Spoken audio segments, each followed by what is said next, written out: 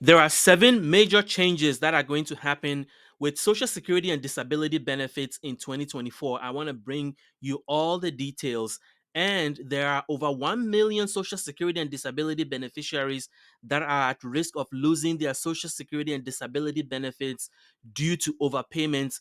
I want to bring you an update on this bombshell CBS News story that came out talking about how people are receiving letters from the Social Security Administration asking them to pay thousands and thousands of dollars they owe in overpayments, and over 1 million people are affected. So I want to bring you all the details about that. And if you are on food stamps or you know somebody on food stamps, you want to stay for this because there is a new bipartisan legislation that is going through Congress that is going to allow food stamp recipients to use their benefits to buy hot food at grocery stores. So that is a big deal. It's the biggest change to food stamps in a long time. So I want to bring you details about that. If you're new to this channel, please like and subscribe to our channel. We really appreciate your support. So let's jump right into it. So here is the first change to Social Security.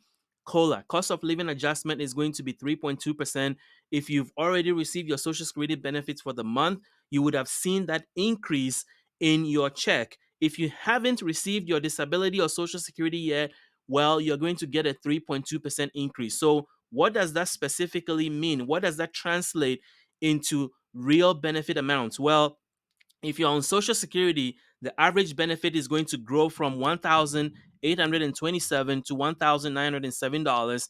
If you're on SSDI, it's going to go from 1,483 to 1,537. And if you're on Supplemental Security Income, your maximum benefit is going to grow from 914 to $943. And if you are a couple that are receiving supplemental security income benefits, your maximum benefit is going to grow from 1,371 to $1,415. Now, a lot of you have been complaining about the fact that this social security increase, it's not enough, because last year you saw 8.7% and now it's almost half at 3.2. The reason is that inflation has been falling, but the bigger problem is that a lot of you have been saying that the cost of living adjustment you're receiving on your social security and disability benefits has not caught up with inflation. And you're absolutely right. When I looked into the data, it shows that since 2020, the average prices of US goods and services has increased by 20%, yet Social Security and disability benefits cost of living adjustments have only gone up by 17.8%. So seniors especially are vulnerable to this because they spend a good chunk of their income on housing. And the data shows that 49% of seniors' income usually go to housing, which is a big chunk. So you can see why a lot of seniors feel very squeezed by the low cost of living adjustment. But here's the thing, the problem is that the cost of living adjustment that is made annually to Social Security benefits is based on an index that is really unrelated to how the cost that really affects seniors and people on disability. Currently, the Social Security Administration uses the Consumer Price Index for urban wage earners, and clerical workers. And that is so every year during the third quarter, they will look at prices of goods and services that affect urban wage earners and clerical workers, and then they'll compare it to the previous year. And if prices went up, then your social security and disability benefits were adjusted by that amount. If prices went down, then nothing will happen because by law, they cannot reduce your benefit if prices went down. And if nothing changed, then your social security and disability benefits will remain the same. The problem is that this consumer price index for urban wage earners and clerical workers only focuses on cost of goods and services that affect urban wage earners and clerical workers. And those are not the people that are typically on Social Security benefits. So, President Biden, part of his four-part plan to change Social Security in 2024, wants to change the consumer price index from the CPIW to CPIE, and the E stands for elderly. So this will track the spending habits of individuals 62 and over, so that the COLA, the cost of living adjustment, will realistically reflect the prices of goods and services that typically seniors are dealing with, including prescription drug prices, healthcare, and other such things. So that is hopefully, if the changes that the president wants to happen, if they do happen, this is one of the big changes that I think is going to make a bigger impact on Social Security beneficiaries. The next change that is happening is that the income subject to Social Security taxes is going to go up. Currently, it is at 160,200, which was 2023. Is going up in 2024 to 168,600. What does this mean? Social Security is funded by payroll taxes. And if you make up to 168,600 in income, or if you make, let's say you make $300,000 a year, the first $168,600 is what is going to be taxed by Social Security as part of the Social Security taxes. So that number goes up every year based on changes in COLA. The next change that's going to happen this year is that the maximum benefit you get at full retirement is going to grow. That also changes every year as a result of the cost of living adjustment. So in 2023, it was 3,627, and in 2024 it's going to be 3,822. What does this mean? It means that if you retire today at your full retirement age, which for some of you is 66 years and change, or 67, this is the maximum amount you can get in benefits, and that number changes every year. So the next change is affecting disability beneficiaries, especially if you're on SSI, so Supplemental Security Income, and SSDI. So basically, there is a program that allows you to work. And when Social Security is looking at whether you can, even before they qualify you for disability benefits, they look at your work history. And then based on how much money you're making, it determines whether they consider you to have been able to work. Like, can you work realistically? And there's a term called substantially gainful activity. It means that if you're making a certain amount of money, then they would decide that based on that amount of money you're making, you can really work and you may not be that disabled. That is loosely translating that. So that amount goes up every year. And it's also used when you apply for Social Security disability and you are approved, and then you decide to work part time, which you're allowed to if you can.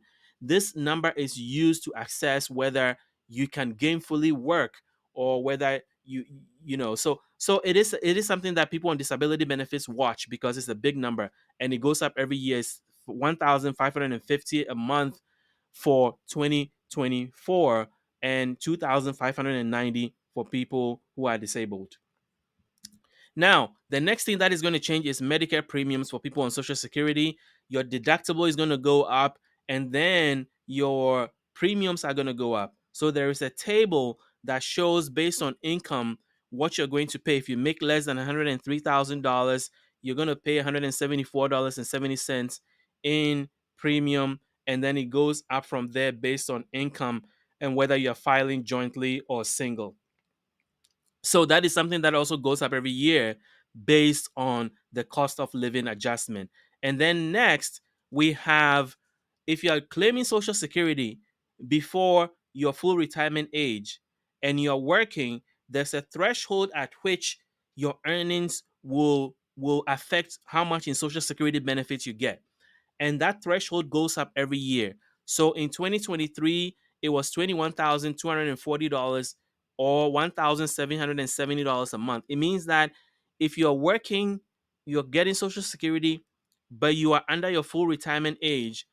If you make more than $21,240 a year, above that, you're going to lose $1 of your Social Security benefits for every $2 you make above that. So 2024, that amount will go up to $22,320 or $1,860 a month. Now, if you reach your full retirement age, the year of your full retirement age, that amount is more generous. So you can work up to $4,710 a month during the year of your full retirement age before you lose any benefits. And then the amount you lose is also more generous. You're going to lose for every $3 you go above the limit, which is $4,960 for 2024, you're going to lose $1 in benefits. So that number also goes up every year based on the COLA adjustment.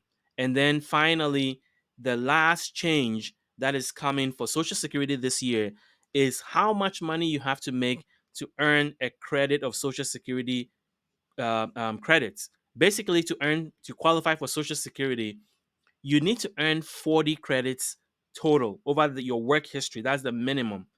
And it's earned on a quarterly basis. And you have to have made a certain amount of money during the quarter to qualify for one credit. That number goes up every year. So in 2023 it was 1,640. In 2027 2024 is going to be $1,730 a month.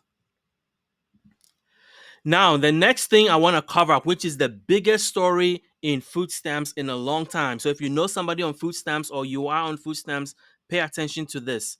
So, in 2023, a law was proposed by Colorado Senator Michael Bennet that's going to be included in the 2024 Farm Bill.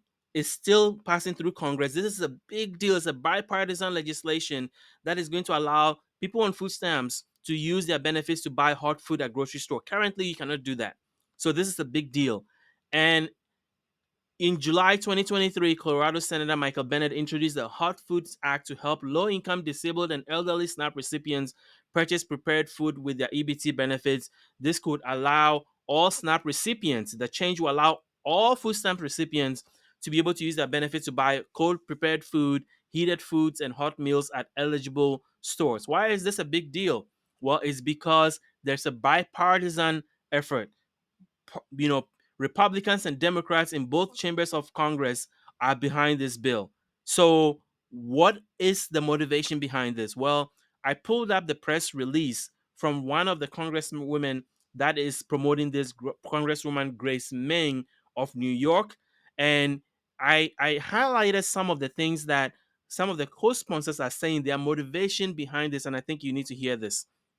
And as I said, this is a bipartisan effort, and there are some powerful organizations that are also behind this. So I want to bring you details about that.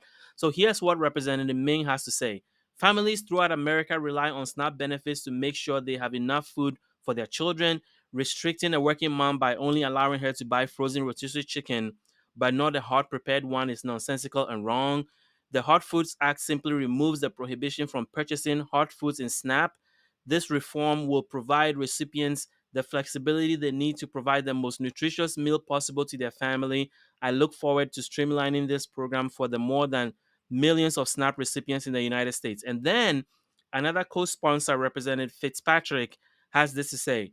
Millions in the United States rely on SNAP to supplement their purchase of healthy and nutritious food, and these families deserve greater flexibility with how they are able to utilize their benefits. And then another representative, Representative Gabarino.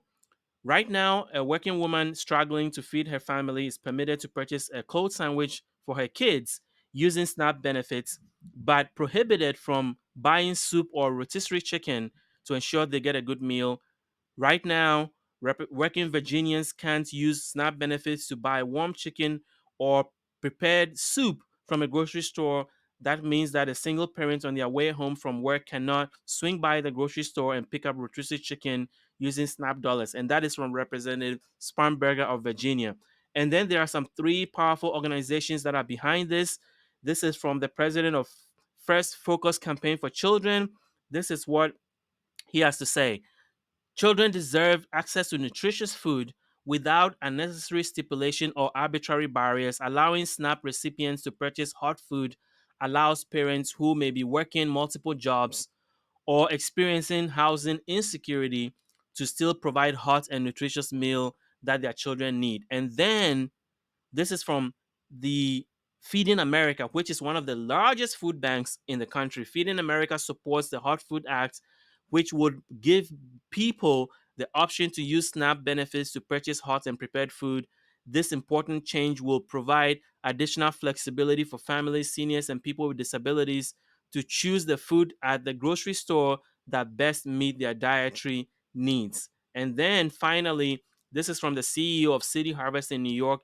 Regardless of income, all families should be allowed to use their grocery budget to access the food they want, they need and want in desirable and usable form. With so many families struggling to find time to prepare meals or navigate limited kitchen space, the Hot Food and SNAP Act will help more of our New York City neighbors put dinner on the tables and will make food assistance more equitable. Now, this is a big deal because, as I said, even though you can use food stamps to buy fruits and vegetables, meat, poultry and fish, dairy products, bread and cereals, snacks, and non alcoholic beverages, you cannot use it to buy foods that are hot. It means I cannot buy hot food at the premises that you can consume. So this is going to change that. Now, there is an existing program called the Restaurant Meals Program, which has been around forever since the 1970s. And it was something that Congress passed to allow states to offer certain groups of SNAP recipients to use their benefits to buy hot food at restaurants. This is restaurants. States would have to opt in. And since the 1970s, only 9 states and about 5 of them just opted in recently. So Colorado, sorry, Arizona, Maryland, New York, California, Massachusetts, Rhode Island, Illinois, Michigan, and Virginia are the 9 states that have opted in. And even then, in some of the states like Rhode Island and Illinois, it's only limited to certain counties. The hot the restaurant meals program only applies to people age 60 and older, people who have disability or are homeless who are on food stamps. So you have to meet one of those 3 categories and you have to be on food stamps and your state has to offer the program. So age 60 and over, have a disability or be homeless, and your spouse can also be a part of that. Now, as I mentioned, only 9 states have opted in, and in some states it's only limited. So this does not solve the hot food problem, and it's only allowed at restaurants, not grocery stores, select restaurants that are approved in those specific states. So this Hot Food in SNAP Act is a big deal.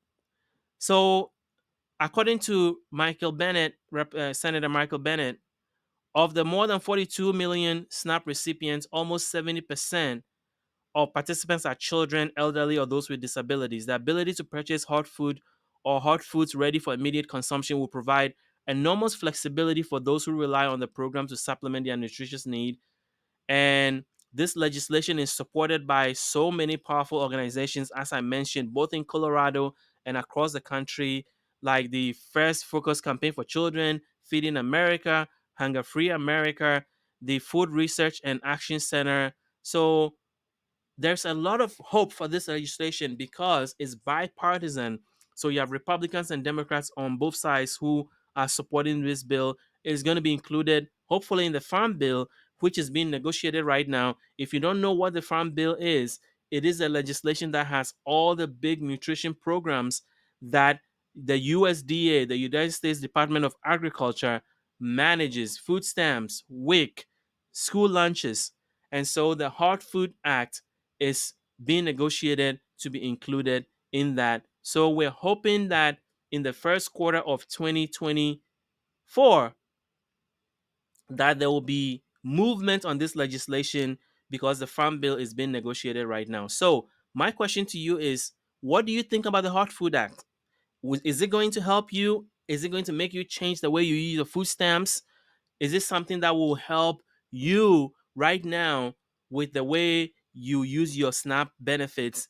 And would it make life more convenient for you? I want to hear from you in the comment section below.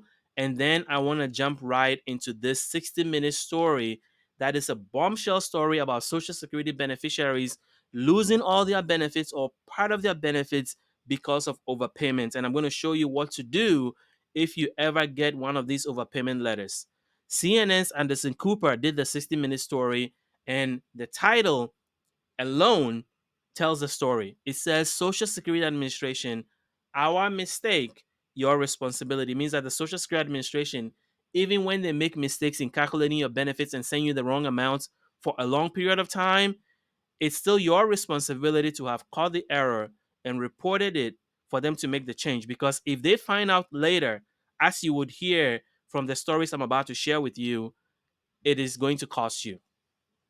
Why is this important? Well, 71 million people receive Social Security checks every month, and 1 million of them every year get overpayment letters. And it's a growing problem that the Social Security, which is understaffed, is trying to deal with. And so 60 Minutes got on board to highlight this problem and share the story of three different people. The first one is Stephen and Becky Sword. Now, what happened is that this couple who live in Chicago, they received a letter from the Social Security Administration saying that they owe $51,887 and they have 30 days to pay it back. How is this even possible? Well, here's what happened. The husband, who became ill, got on Social Security disability benefits, and then after a while, he was able to work part time. Now, when you're on Social Security disability, you are allowed to work part time. But when you work, you have to report your earnings to the Social Security Administration every month so that your disability benefits will be adjusted. Well, Steve and Becky Sword said they've been doing that and they have receipts, they have records to show that they've been sending those monthly income statements to the Social Security Administration.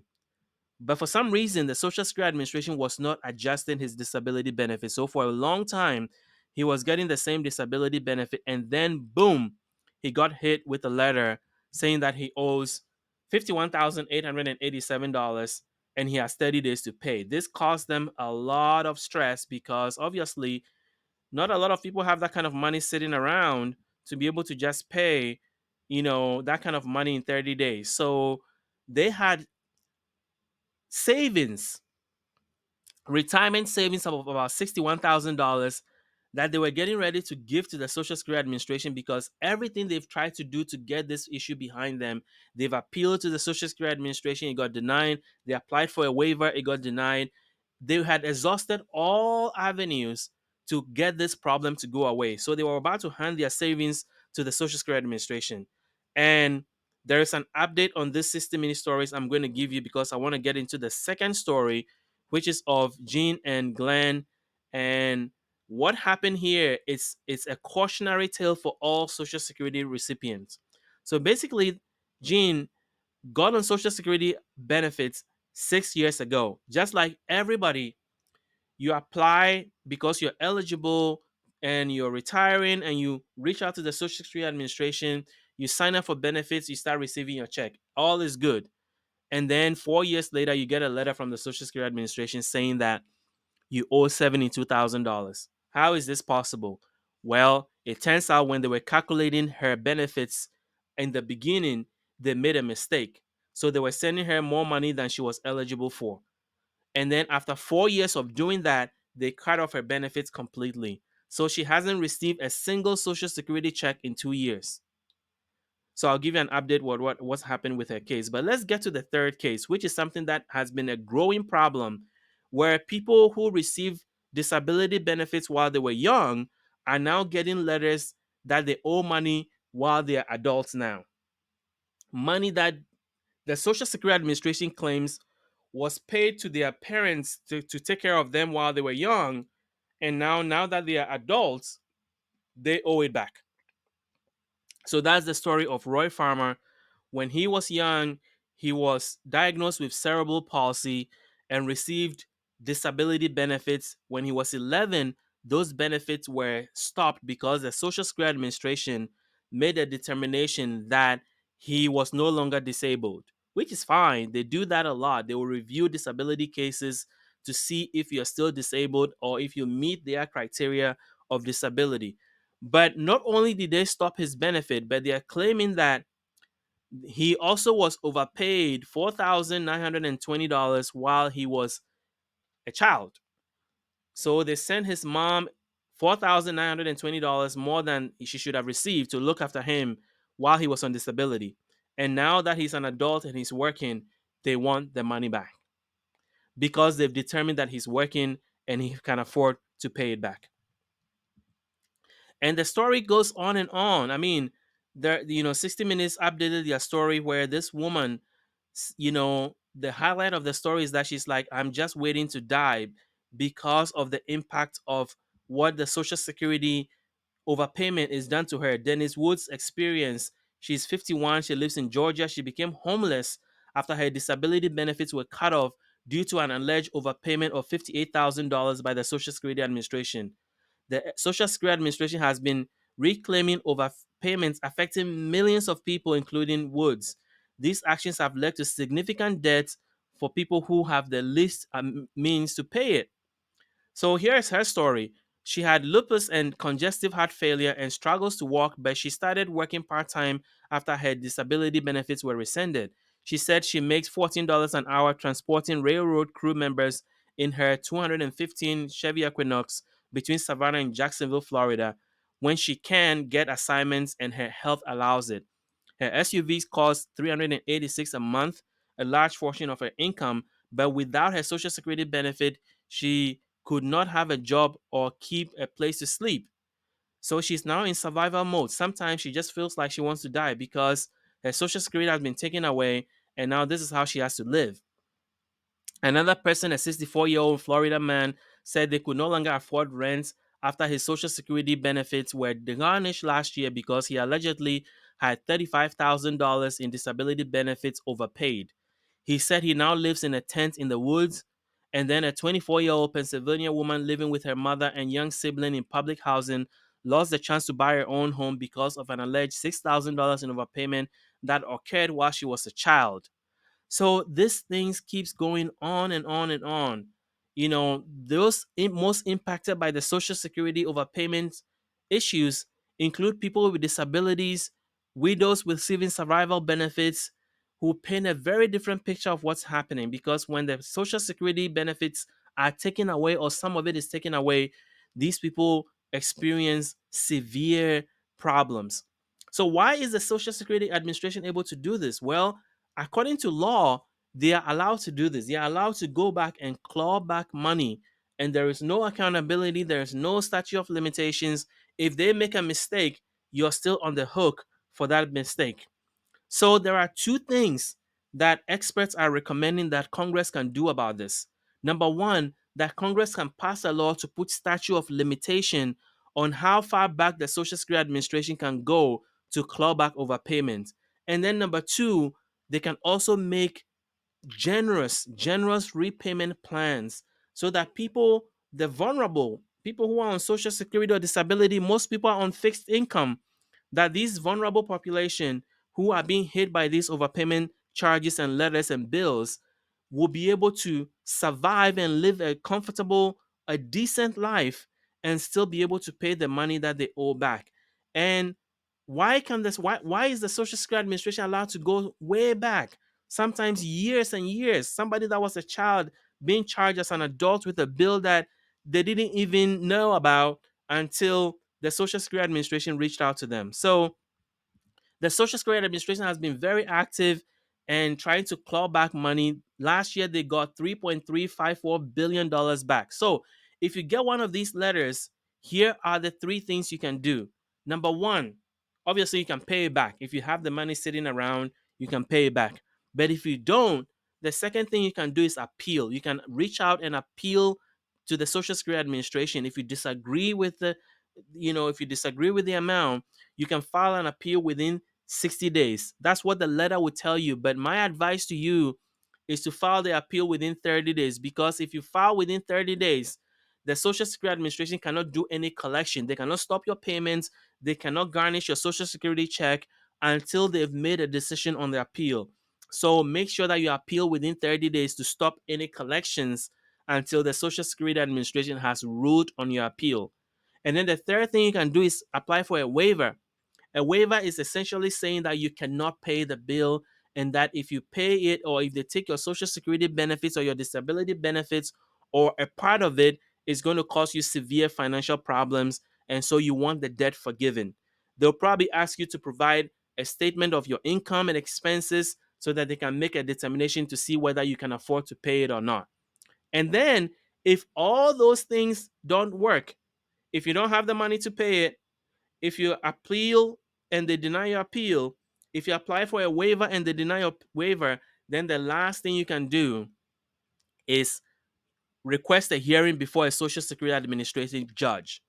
And this will be a legal proceeding, so you might want to get a lawyer to go with you to file a good case, a lawyer that deals with Social Security overpayments, that can file a very good and strong case for you based on the information that you provide. So that is how you deal with an overpayment letter. And for the 60 minutes people, the three people that were finished featured in the 60-minute story, because they had a powerful voice like 60 minutes highlighting their story, and even though all their appeals were denied, all their requests for waivers were denied, suddenly the Social Security Administration changed its mind and forgave all their debt because of the pressure from 60 minutes. So another thing you can do, if this happens to you, maybe you should call your senator, call your congressperson, call your local news channel, because powerful voices apparently are the only voices that the Social Security Administration will hear and give you attention that you deserve on your overpayment issue. So that is all I have for you today. If you have any comments about Social Security overpayments, if you've been impacted by this, if you know somebody that has, please let us know in the comment section below. And until I see you in the next video, please hit the like button if you liked what you heard today, so that the video will be shown to more people. Hit the subscribe button if you are new to our channel. We appreciate the support. And until I see you in the next video, thank you for watching.